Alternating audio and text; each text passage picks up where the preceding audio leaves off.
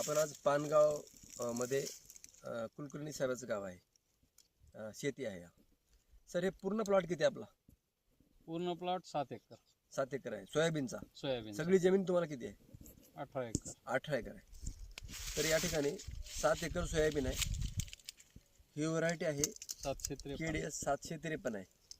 आणि हे कोणती आहे सर? ही आहे 1188. 1188 आहे ना. तर या व्हरायटीला आज 99 दिवस झाले. तर आज 19 सप्टेंबर 2024 आहे. त्यामुळं 100 दिवस, उद्याला 100 दिवस होतात. आता जवळजवळ काढ आलेली व्हरायटी आणि ह्याला एक 10-15 बुडापासून शेंड्यापर्यंत शेंगा आहेत त्याला. पूर्ण शेंड्यापर्यंत शेंगा आहे.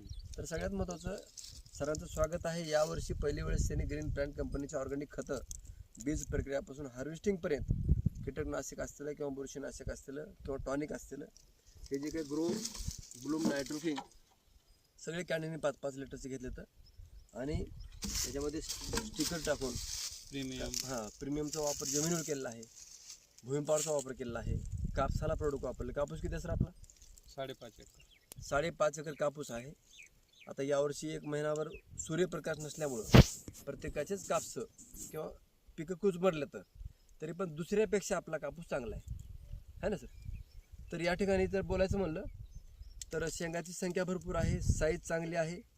तर सुरुवातीला ग्रो ब्लूम नायट्रोकिंगचा स्प्रे झाला.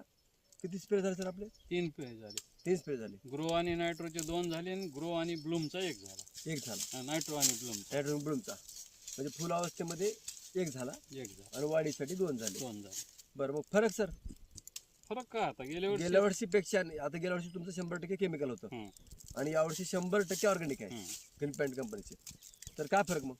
आता फरक काढल्यावर कळल. गेल्या वर्षी आम्हाला हे 1188 ला 16 क्विंटल उतारा आलता एका बॅगला. बरोबर. आणि यावर्षी आता काय होते बघू. बरोबर. तर समाधानी येत आलेले शेंगा चांगलं ना. बरोबर.